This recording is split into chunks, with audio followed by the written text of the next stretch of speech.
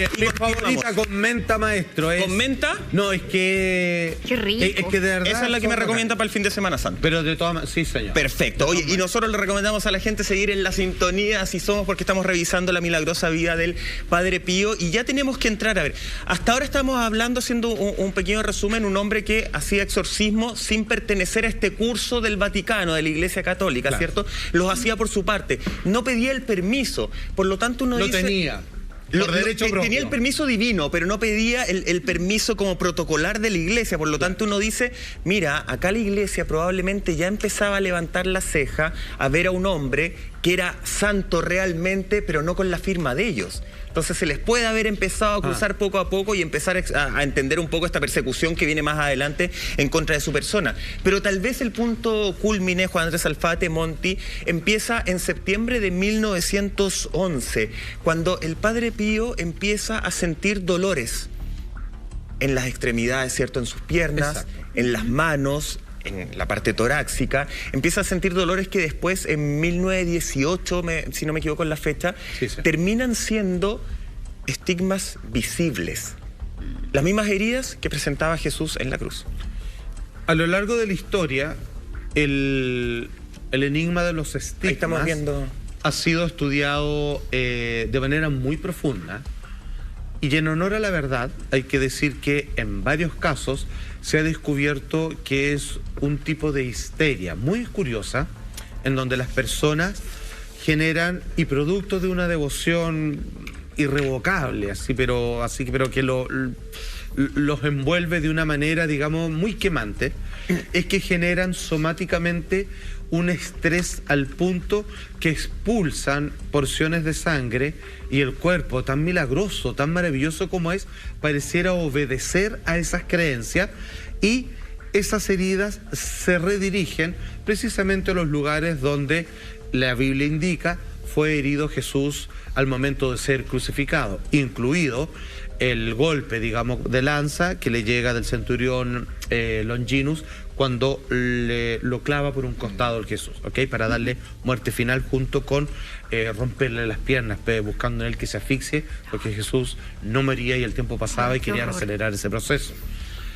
Sin embargo, hay que decir que descartando los casos psicológicos, psiquiátricos en algún punto, de personas que desarrollan estigmas, hay gente que va más allá de lo racional. Es el caso del Padre Pío. Él, como tú bien dices, comienza a presentar dolores en su extremidad. Él no sabía lo que se venía. Comienza a sentir un calambre que luego se transforma en una intensa sensación de punzamiento y que con el paso del tiempo y durante 5 décadas, porque esto no se detuvo jamás, comienza a generársele heridas. Cuando digo heridas, ¿qué estoy hablando?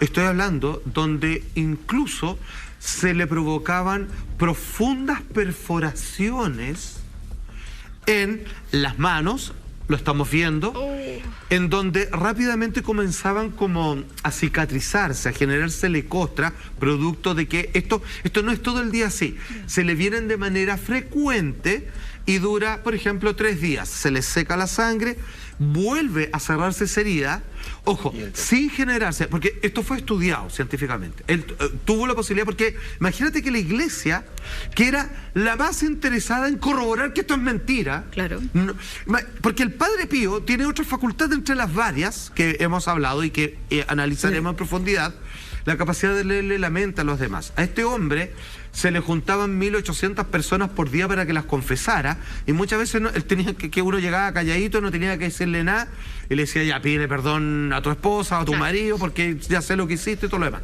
La iglesia veía en él una gran amenaza, primero porque se estaba llevando una mayor cantidad de feligreses, más que la iglesia misma, más que el Papa regente en aquel momento, y por otro lado tenía la capacidad de saber, mirando a una persona, qué es lo que pensaba, había hecho y todo lo demás. Cuando ya tiene estigma, aquí ya estamos hablando de casi la presencia de un santo Jesús en la tierra, claro, y trataron de pararlo, y la iglesia mandó a estudiar los estigmas de él con todas las ganas de apaciguar a los feligresas, médicos, psicólogos, todo lo que encontró para descalificarlo. Y la verdad que en algún momento casi lo logra, porque hubo informes que decían, no, es mentira y todo, pero se notaba que eran pagados.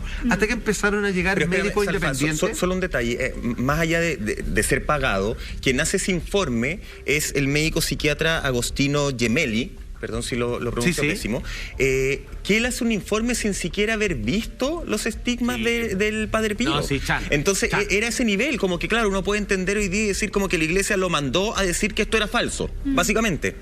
Porque él dice que era un ataque de histeria, lo que tú nos explicaste al principio, pero nunca revisó al Padre Pío. No. Entonces, claro, de hecho acá tengo parte del texto que él escribe. Que no vale. Dice que Gemelli concluyó que el Padre Pío era, comillas, un ignorante y psicópata automutilador que se aprovecha de la credulidad de las personas. Todo eso lo concluyó sin nunca haberlo visitado. Dos cosas. Entonces ese era el nivel de desprestigio que la iglesia estaba buscando en contra del Padre Pío, de un padre que, como bien decía Juan Andrés Alfate, pasaba 18 horas confesando, llevaba un montón de fieles a la iglesia, hacía exorcismo, o sea, de alguna forma le hacía la competencia, entiéndase bien lo que estoy diciendo, a el tema económico de la iglesia. O sea, podía destruir de alguna forma este imperio religioso que ellos estaban construyendo. Por lo tanto, imagino que veían de forma interna al Padre Pío como un súper enemigo.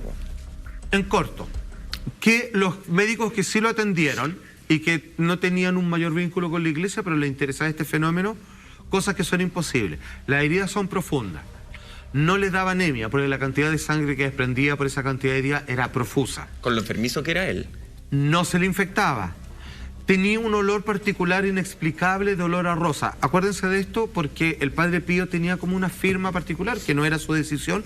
Su presencia generaba olor a rosas. Imagínate. Ok. Y por otro lado, estas heridas, de parte del Padre Pío, no quería farandulizarlas, porque él, como vimos en alguna imagen, usaba guantes, porque él no quería hacer una demostración asombrosa a los fieles, y él ocultaba esos estigmas. Él no quería que vinieran a él por este milagro que él no pidió, pero que sin embargo se manifestaban de forma espontánea en su persona. Entonces claramente él no se quería aprovechar de esto, como decía la iglesia, él lo ocultaba, hacía misa con guantes, pero a veces, digamos, obviamente lo mostraba y bueno, se le veía todo lo demás, y no generaba infección, tenía un olor en particular, no le generaba anemia, etcétera, etcétera, etcétera. Finalmente esto fue confirmado como real. Sin embargo, el Padre Pío explica finalmente de cómo explica este fenómeno en él.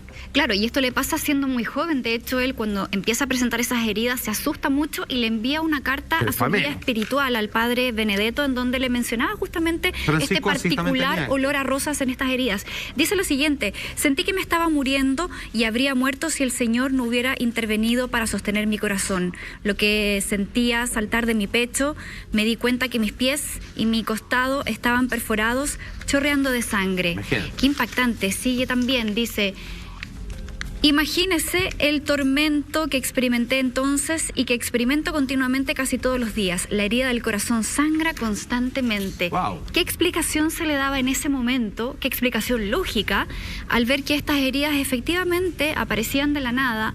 No se les infectaba, ¿cierto? Tenía un olor particular, no le provocaba ningún tipo de consecuencia médica, nada. ¿Cierto? Y qué curioso también eso, que él haya querido ocultar de cierta manera para no generar esta expectación y no profitar también de eso, que era quizás muy fácil a lo mejor en la época. Claro, se podría haber utilizado, y él claramente no lo hizo. En un momento estaba leyendo unos informes porque, claro, acá... le prohíben dar misa por esto, ¿ah? O sea, de hecho lo castigan como 10 años, por eso ya entramos a hablar como de esta competencia que hace la Iglesia Católica en contra del Padre Pío, que dentro de todas las investigaciones, Juan Andrés leía que incluso en algún momento se había especulado de que el Padre Pío compraba ácido carbólico para generarse las heridas. Incluso en estos informes se buscaba, había como una hija del dependiente de la farmacia que decía: sí, yo vi que el Padre Pío vino y compró ácido carbólico y además se llevó una botellita de agua de rosas, qué sé yo. Entonces ahí era como, decía, listo, acá tenemos todo, tenemos el aroma, tenemos las heridas, qué sé yo. Y claro, y después se estudió y el ácido carbólico, no me acuerdo específicamente, pero se utilizaba en un proceso de desinfección. No se utilizaba para generar ese tipo de heridas de las cuales tú preguntabas, Monty, ¿cuál era la explicación lógica? Es que no había explicación lógica en ese minuto.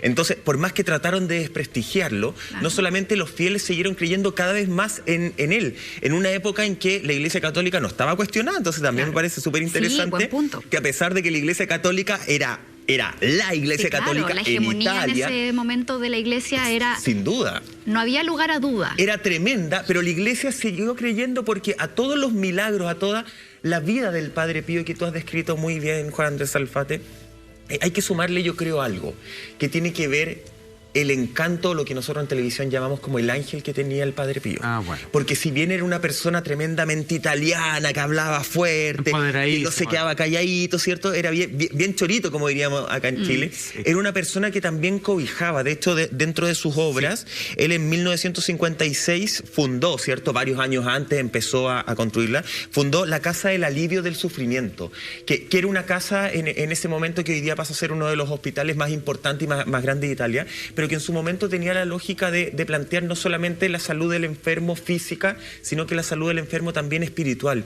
Y fue una casa que acogió a un montón de personas. Entonces, en el fondo, todo eso era el Padre Pío, y todo eso le validaba la tonelada de fieles que tenía, de personas que lo seguían, incluso peleando un poco con la Iglesia Católica, porque eran los fieles del Padre Pío versus la Iglesia Católica. O sea, muchos lo saben, digamos. O sea, mi camino espiritual, que no es una decisión de creencia. En mi caso, debo reconocer que nunca, bueno, como todo el mundo, me moví en un marco de creencia en algún momento, que es un salto de fe, creo nomás, porque me resuena. Pero a lo largo de mi vida he tenido experiencias directas de muchas de estas cosas. Entonces, yo sigo, digamos, un camino de esta naturaleza.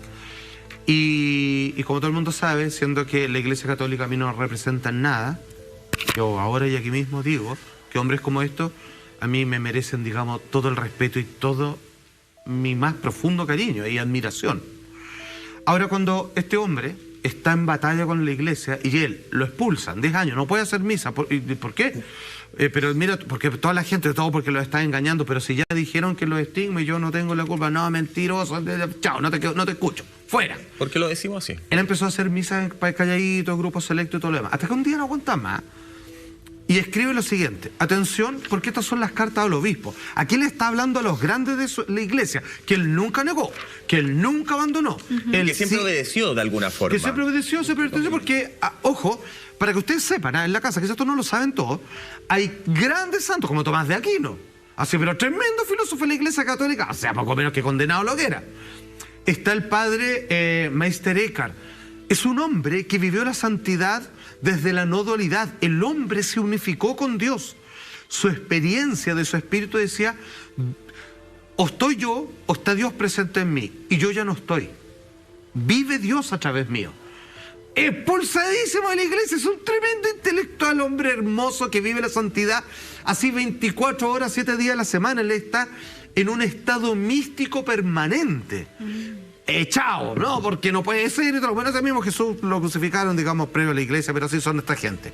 Le escribe el Padre Pío al obispo y ya se ven mala. Les llama hasta falsos profetas. Dice lo siguiente, atención, la gráfica al obispo de aquel entonces. Dice el Padre Pío: debo repetir que estoy muy disgustado por el comportamiento indigno de ciertos, aquí esto le puede haber costado caro, pero bueno, ciertos falsos profetas que hablan en mi nombre, que lo denigraban. Deberían detener esta falsa e indigna propaganda, pero mientras tanto han seguido en su morboso fanatismo sin importarles la autoridad suprema de la Iglesia. Carta del Padre Pío al obispo, y lo que está diciendo finalmente es que en realidad ellos no debieran ser los representantes de lo que dicen. O sea, ellos agarraron el cargo, se apoderaron de él y, aprovechándose de esa potestad, hacen cosas que van contra el propio credo que profesan. Y eso, digamos, a ellos varios le aprieta el zapato. Oye, vamos a seguir con ese tema, Salfate, pero antes se los quiero dejar con un consejo de nuestro auspiciador Yerba Mate Verde Flor. La naturaleza les da vida y nosotros las elegimos, las mezclamos para unirlas en una fusión de yerba mate única. Verde Flor, la yerba mate compuesta más vendida en Chile.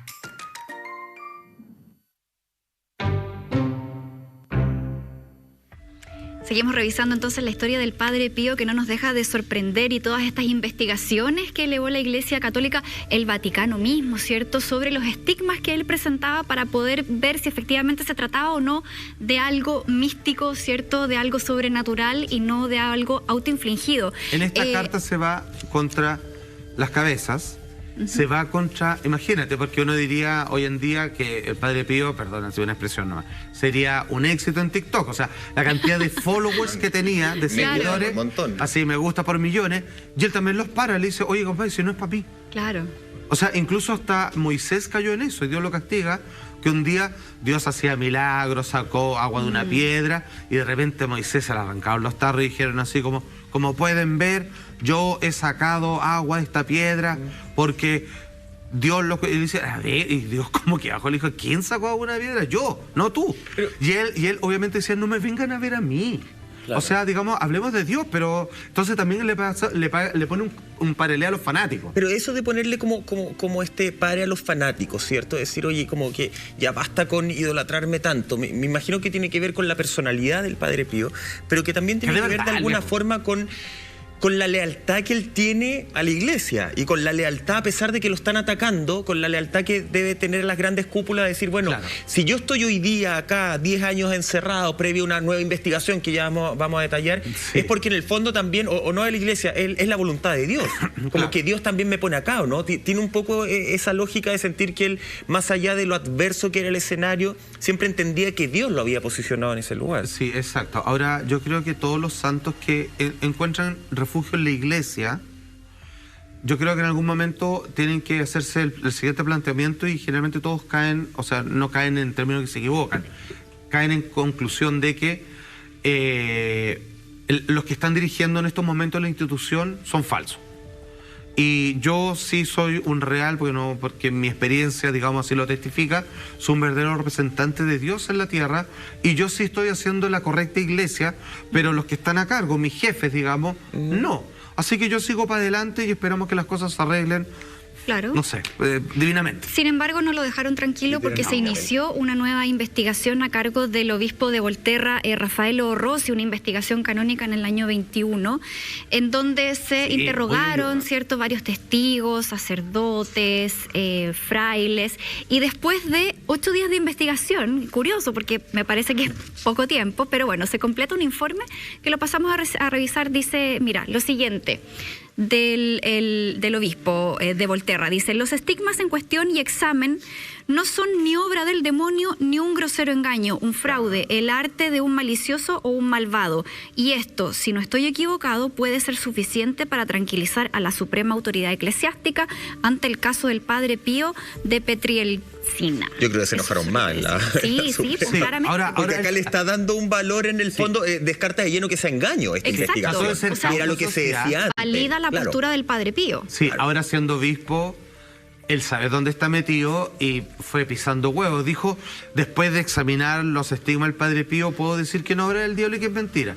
Pero le faltó, digamos, una pequeña frase que diga que es Dios mismo, porque si claro, no... Ya, pero deja la ventana abierta. Sí, pero se tiene que ir con cuidado, él sabe dónde está metido. Oye, o sea, estamos hablando del padre Ratzinger, que él, obviamente, puede que tenga, digamos, no cara de un viejito bueno, mucho claro, pero es un intelectual de la iglesia, ojo.